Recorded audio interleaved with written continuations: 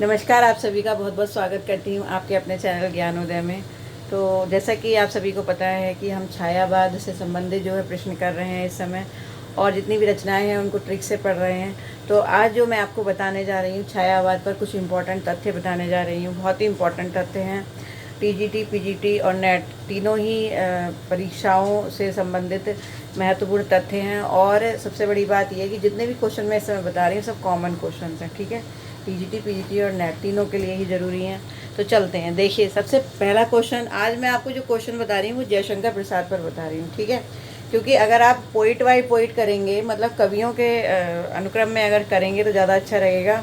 कि जैसे एक कवि से संबंधित रिलेटेड तथ्य बता दिए, फिर उसके बाद दूसरे कवि से, तो इससे क्या होगा, आपको कवि से संबंधित बात भी याद रहेगी और जनरल जो फैक्ट्स हैं वो भी लर्न हो जाएंगे। ठीक है, तो देखिए सबसे पहला क्वेश्चन जो बनता है वो है जयशंकर प्रसाद के बारे में कि जयशंकर प्रसाद के बचपन का क्या नाम था। तो जयशंकर प्रसाद के बचपन का नाम क्या था?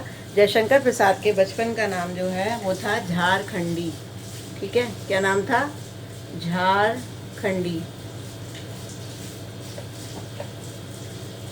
झारखंडी नाम था जयशंकर प्रसाद के बचपन का। ठीक है, कुछ क्वेश्चन आता है कि किस ऐसा कौन से कवि थे जिनके बचपन का नाम झारखंडी था, तो वो कौन था? जयशंकर प्रसाद। इसके बाद जो अगला क्वेश्चन बनता है वो है छायावाद का उपनिषद किसे कहा जाता है। ठीक है, तो जो छायावाद का उपनिषद है, कौन सा ऐसा ग्रंथ है, कौन सी ऐसी काव्य रचना है जिसको छायावाद का उपनिषद की संज्ञा दी गई थी? तो वो दी गई थी किसको? कामायनी को। ठीक है, तो कामायनी जो है उसको छायावाद का उपनिषद कहा जाता है। बहुत ही अच्छा क्वेश्चन। ठीक है, पीजीटी में कई बार आया हुआ है क्वेश्चन कि छायावाद का उपनिषद किसे कहा जाता है, तो वो किसको कहा जाता है? कामायनी को। अच्छा, छायावाद का उपनिषद कहा किसने था, तो ये भी देख लीजिए। ये कहा था शांति प्रिय द्विवेदी जी ने। ठीक है, ये इम्पोर्टेंट बात है, ये आपको याद रखनी है कि शांति प्रिय द्विवेदी जी ने छायावाद का उपनिषद किसको कहा था? कामायनी को कहा था। ठीक है, तो उसके बाद अगला क्वेश्चन चलते हैं। उपनाम, यानी कि जो जयशंकर प्रसाद थे उन्होंने किस उपनाम से अपनी कविताएं लिखी थी। ठीक है, तो जयशंकर प्रसाद ने शुरू में जो है उपनाम खुद को दिया था कलाधर। ठीक है, और बाद में जो है कलाधर नाम से वो शुरू में लिखते थे, लेकिन बाद में वो प्रसाद से लिखने लगे थे। ठीक है, बाद में वो किस नाम से लिखने लगे? प्रसाद से।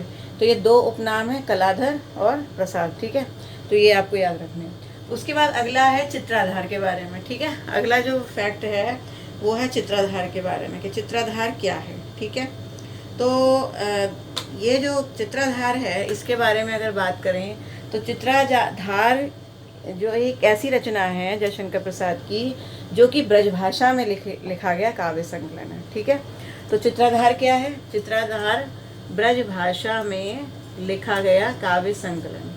ठीक है, ये आपको याद रखना है। अगर आपसे पूछा जाए कि जयशंकर प्रसाद का कोई ऐसा काव्य संकलन बताइए जो कि किस में लिखा गया है? ब्रजभाषा में, तो आप क्या बोलेंगे? चित्राधार। ठीक है, तो चित्राधार के विषय में जानना जरूरी था। अच्छा, अब ये बात ये आती है कि चित्राधार में क्या क्या है। ठीक है, तो चित्राधार में 4 लंबी कविताएं हैं। चित्राधार में 4 लंबी कविताएं हैं। ठीक है, कौन कौन सी लंबी कविताएं ये मैं बता देती हूँ। तो देखिए, चित्राधार में जो है 4 नहीं 3 लंबी कविताएं हैं। 4 लंबी कविताएं लहर में हैं। ठीक है, आप ये याद रखिएगा कि लहर जो काव्य संकलन है जयशंकर प्रसाद का उसमें 4 लंबी कविताएं हैं, जबकि चित्राधार में 3 लंबी कविताएं हैं। ठीक है, कौन कौन सी 3 लंबी कविताएं हैं चित्राधार में? चित्राधार के विषय में जो जो इम्पोर्टेंट क्वेश्चन है, पहला ये है कि ये ब्रजभाषा का है। ठीक है, दूसरी चीज़, ये जो काव्य संकलन है इसमें 3 लंबी कविताएं हैं। क्या याद रखना है आपको? 3 लंबी कविताएं हैं। पहली अयोध्या का उद्धार, दूसरी बनमिलन और तीसरी क्या है? प्रेम राज्य। ठीक है, तो ये तीनों कविताएं जो है वो चित्राधार की हैं। ठीक है, तो और ये जो तीनों जो रचनाएं हैं, तीनों लंबी कथाएं हैं, इनको जो है क्या कहा जाता है? इनको काव्य कथाएं भी कहा जाता है। इनको क्या कहा जाता है? काव्य कथाएं। ठीक है, देखिए पेपर बहुत टफ आता है और किसी भी तरह से क्वेश्चन बन के आ सकता है। ठीक है, क्वेश्चन ये भी बन के आ सकता है कि काव्य कथाएं किस ग्रंथ, किस काव्य संकलन के आधार पर लिखी गई? प्रसाद द्वारा काव्य कथाएं किस ग्रंथ, किस काव्य संकलन में लिखी गई, ये पूछा जा सकता है। तो उसका आंसर क्या होगा? चित्राधार होगा। ठीक है, या फिर ये पूछा जा सकता है कि कौन कौन सी ऐसी काव्य कथाएं जो ब्रजभाषा में लिखी गई हैं जयशंकर प्रसाद से। कहने का मतलब है एक आपका फैक्ट है और उससे 10 तरीके के क्वेश्चंस निकलते हैं, ठीक है। तो ये मैंने सभी बातें आपको बता दी हैं, आप नोट कर लीजिए। उसके बाद नेक्स्ट आगे चलते हैं, फिर है कि हिंदी का प्रथम गीति नाट्य कौन सा है, ठीक है। ऐसा नाटक, ऐसा नाट्य जो कि काव्य रूप में लिखा गया है और गीति नाट्य है, मतलब उसे गाया जा सकता है। तो ऐसा जो है हिंदी का प्रथम गीति नाट्य कौन सा है। तो ये यार बहुत अच्छी बात है। प्रथम गीतकार कौन है, हिंदी साहित्य के प्रथम गीतकार कौन है, वो कौन है, विद्यापति हैं, ठीक है। लेकिन अगर आपसे ये पूछा जाए कि प्रथम गीति नाट्य किसने लिखा, तो वो लिखा था जयशंकर प्रसाद जी ने, और उसका नाम क्या था, करुणालय, ठीक है। उसका नाम क्या था, करुणालय। ये बड़ा अच्छा क्वेश्चन है। तो ये करुणालय जो है ये हिंदी का प्रथम गीति नाट्य है, पहली चीज़ तो ये है। इसके अलावा इसमें अब ये गीति नाट्य जो है इसका एक और नाम भी दिया गया है, ये मैं साथ में लिख देती हूँ उसके, क्योंकि बड़ा इम्पोर्टेंट फैक्ट है, ये पता होना चाहिए कि मनुष्य का वास्तविक धर्म, मनुष्य का वास्तविक धर्म मानवता, ठीक है।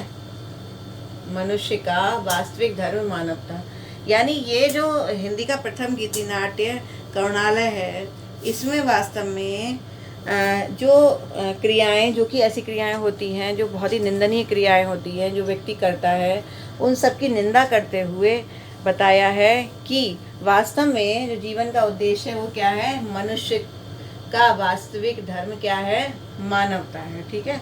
इसमें मनुष्य का वास्तविक धर्म मानवता बताया है, किसमें, करुणालय में, ठीक है। उसके बाद फिर आगे चलते हैं। फिर अगला क्वेश्चन है प्रसाद के काव्य में किसका उत्कर्ष है, ठीक है। प्रसाद के काव्य में किसका उत्कर्ष है। किसका उत्कर्ष मतलब किसका से क्या मतलब है, किसका से मतलब है जो जितने भी काव्य गुण होते हैं, ठीक है, उनमें से कौन से काव्य गुण का अधिक उत्कर्ष दिखाई देता है जयशंकर प्रसाद के काव्य में। तो सबसे ज़्यादा अगर दिखाई देती है जयशंकर प्रसाद के काव्य में, तो वो क्या दिखती है, वो है अभिव्यंजना, ठीक है।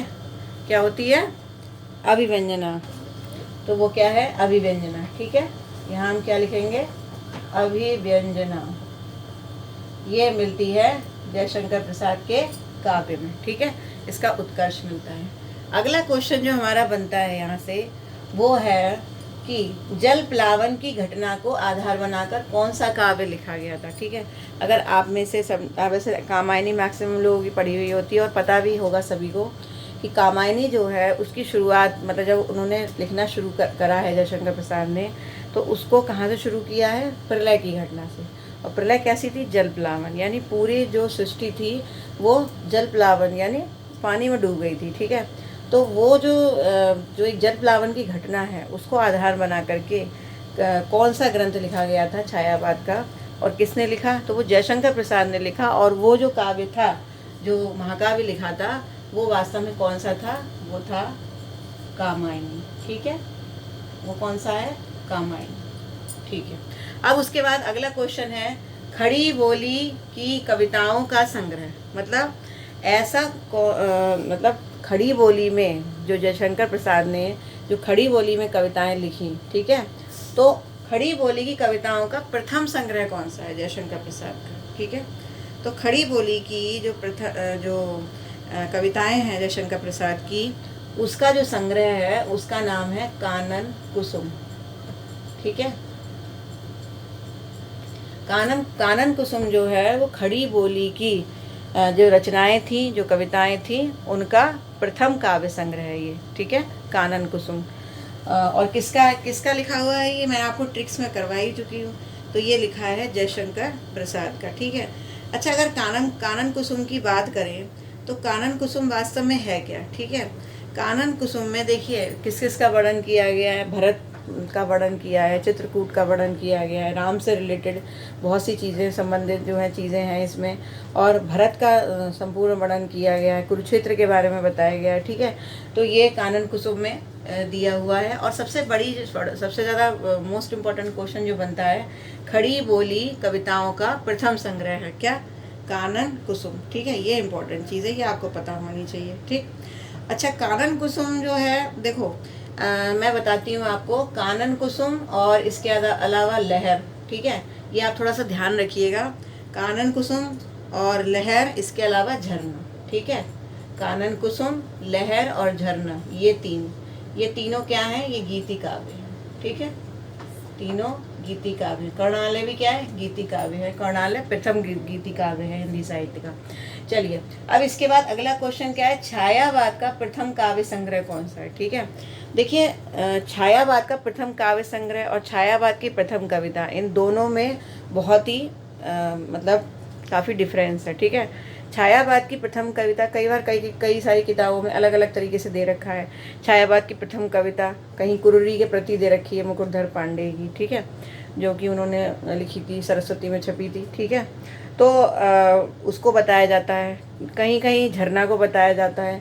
तो देखिए ये क्वेश्चन जो है बड़ा कंफ्यूज करने वाला है। छायावाद की प्रथम रचना अगर आपसे पूछी जाए तो वो कुरूरी के प्रति है, जो कि मुकुटधर पांडे की लिखी हुई है। लेकिन छायावाद का प्रथम काव्य संग्रह अगर पूछा जाए तो वो क्या है, झरना है, ठीक है। तो ये झरना जो है आपका ये यहाँ आ गया, ठीक। उसके बाद फिर आगे चलते हैं। फिर अगला क्वेश्चन है, लहरें व्योम चूमती उठती चपलताएं असंख्य नाचती। ये जो पंक्ति है, लहरें व्योम चूमती उठती चपलताएं असंख्य नाचती, ये जो पंक्ति है ये वास्तव में किसकी लिखी हुई है, तो ये जयशंकर प्रसाद की लिखी हुई है। और ये किसकी पंक्तियाँ है, ये वास्तव में कामायनी की पंक्तियाँ हैं, ये याद रखने वाली बात है। ये किसकी पंक्तियाँ हैं, कामायनी की, ठीक है। उसके बाद अगला क्वेश्चन जो बनता है, किस कृति को ब्रजभाषा से खड़ी बोली में रूपांतरित किया गया, ठीक है।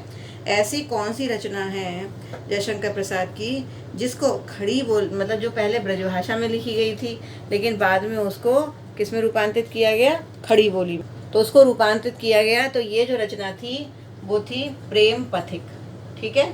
कौन सी थी, प्रेम पथिक। प्रेम पथिक ऐसी रचना थी जिसको ब्रजभाषा से खड़ी बोली में रूपांतरित करके फिर से लिखा गया था, ठीक। उसके बाद हम आते हैं लहर पर। देखिए लहर के बारे में मैं अभी आपको ये पूरा रब करके तब मैं आपको बताऊंगी लहर के बारे में। लहर के बारे में बहुत सारी बातें जानने लायक है, तो ये क्वेश्चन अभी मैं छोड़ती हूँ, ठीक है। अभी बताती हूँ, पहले ये वाला क्वेश्चन कर लेते हैं, नीचे वाला, ठीक है।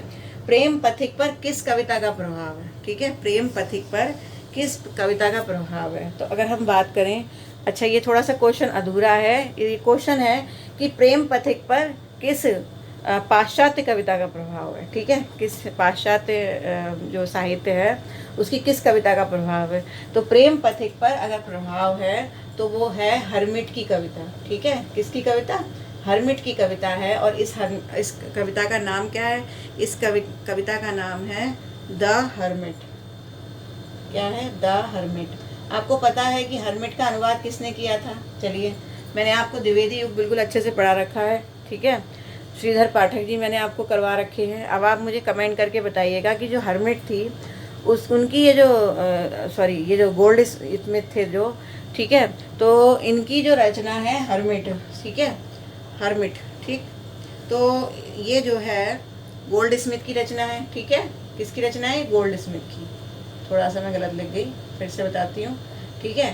गोल्ड स्मिथ की रचना है हर्मिट। तो मुझे बताइए कि गोल्ड स्मिथ की जो हर्मिट रचना है उसका अनुवाद श्रीधर पाठक ने किस नाम से किया था, चलिए आप कमेंट करके मुझे बताएंगे, ठीक है। अब मैं आपको बताती हूँ इसके बारे में, लहर के बारे में, ठीक है। अब देखिए प्रलय के बारे में समझ लीजिए। प्रलय पर बहुत ज़्यादा क्वेश्चंस बनते हैं, ठीक है। जो मैं आपको अभी बता रही हूँ प्रलय के बारे में, अगर उससे देखा जाए तो 10 क्वेश्चन कम से कम निकलेंगे, उससे ज़्यादा भी निकल सकते हैं। देखिए लहर किसकी रचना थी, ये आपको पता ही है, किसकी रचना थी, जयशंकर प्रसाद की, ठीक है। और ये है क्या, ये वास्तव में एक संकलन है, ठीक है, काव्य संकलन है। अब इस काव्य संकलन में 4 जो है क्या थी, 4 लंबी कविताएं, ठीक है। क्या थी, 4 लंबी कविताएं। पहली चीज़ तो याद रखिए कि लहर में वास्तव में 4 लंबी कविताएं, ठीक है। दूसरी चीज़ कौन कौन सी कविताएं हैं, देखिए, अशोक की चिंता, पेशोला की प्रतिध्वनि, शेर सिंह का शस्त्र समर्पण, प्रलय की छाया, ठीक है। ये जो 4 हैं, अशोक की चिंता, पेशोला की प्रतिध्वनि, शेर सिंह का शस्त्र समर्पण और प्रलय की छाया, ये 4 जो रचनाएं हैं ये लंबी कविताएं हैं। और ये किस में मिलती हैं, ये मिलती हैं लहर में, ठीक है। अब थोड़ा थोड़ा इनके बारे में जान लीजिए, बड़ा अच्छा क्वेश्चन है ये, ठीक है। तो इनके बारे में मैं आपको बताती हूँ। देखिए ये जो अशोक है, तो अशोक की चिंता, ठीक है, इसमें क्या बताया गया है? इसमें जब अशोक ने कलिंग पर विजय प्राप्त की थी, उसके बाद पता है कि अशोक के अंदर एक मतलब बैराग उत्पन्न हो गया था। जब पहले तो अशोक ने, आपको मालूम है, विश्व विजेता बनने का सपना देखा था और अशोक ने कलिंग पर विजय प्राप्त की, लेकिन उसमें इतने सारे लोग मर गए, तो वो सब देख करके अशोक के हृदय में एकदम दया और करुणा का भाव जो है वो जागृत हुआ। तो वो जो चिंता हुई अशोक को, अशोक की चिंता कलिंग विजय के बाद, तो वो जो चीज़ है उसका वर्णन किया गया किसमें? अशोक की चिंता में, ठीक है। इसके अलावा अगर बात करें, एक इम्पॉर्टेंट जो रचना बनती है इसमें, जिसको बोल सकते हैं हम, जो देखिए, हाँ, एक चीज़ और भी है कि प्रलय की छाया, ठीक है, ये इसकी सबसे लंबी कविता है, ये भी याद रखिए, ठीक है। लहर की सबसे लंबी कविता कौन सी है? प्रलय की छाया, ठीक है, ये भी इम्पोर्टेंट चीज़ है। प्रलय की छाया लहर की सबसे लंबी कविता है, ठीक है। और प्रलय की छाया जो कविता है, इसमें वास्तव में क्या दे रखा है? इसमें गुजरात के एक राजा थे, ठीक है, गुजरात के राजा थे, जिनका नाम क्या था गुजरात के राजा का? उनका नाम था गुजरात के राजा का राजा कर्ण, ठीक है। तो कर्ण की जो रानी थी, ठीक है, कर्ण की रानी थी कमला, ठीक है।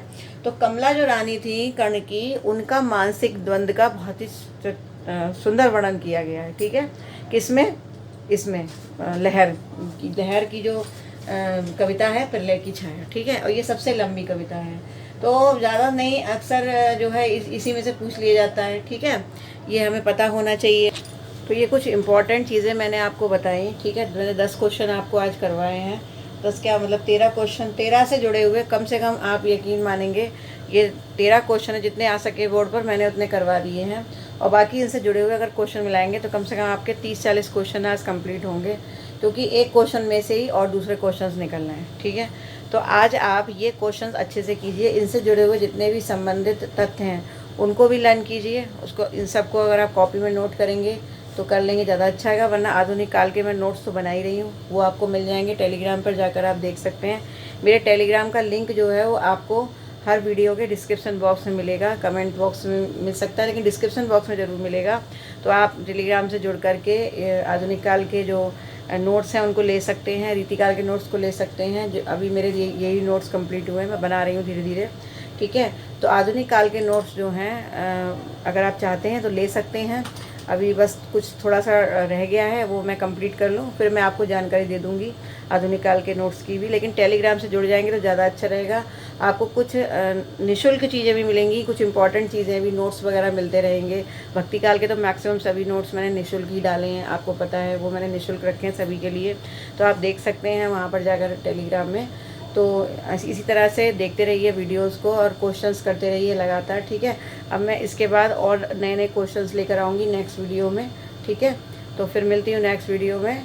अगर चैनल को सब्सक्राइब नहीं किया तो कर लीजिए, लाइक करिए, कमेंट कीजिए, ठीक है, और इसी तरह से मुझे प्रोत्साहित करते रहिए। तो फिर मिलती हूँ, बाय।